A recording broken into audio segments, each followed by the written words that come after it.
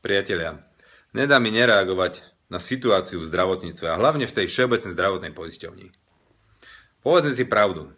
Normálne ma šlak trafiť, keď si uvedomím, že napríklad na bežnom príklade zo života, Miška Keveliová, mladé dievča, ktoré ochrnulo na Cypre, ktorej vôbec lekári nedávali šancu. Ale keď sa začala z toho dostávať, súrne potrebovala rehabilitáciu, lebo bez toho sa nedostane ona späť do života.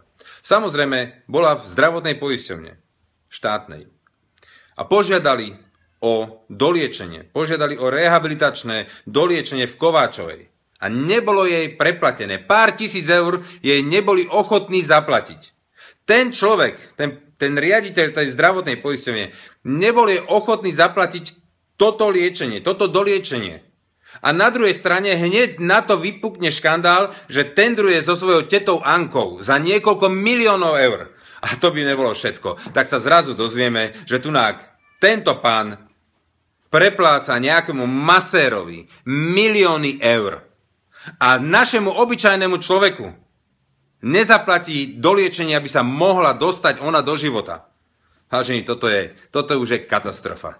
To je výsmech, to je pľúvanec nám všetkým do očí. Absolútny pľúvanec. Tento systém, toto je strašné, toto musíme zmeniť. Tento systém je úplne zvrátený. Katastrofa.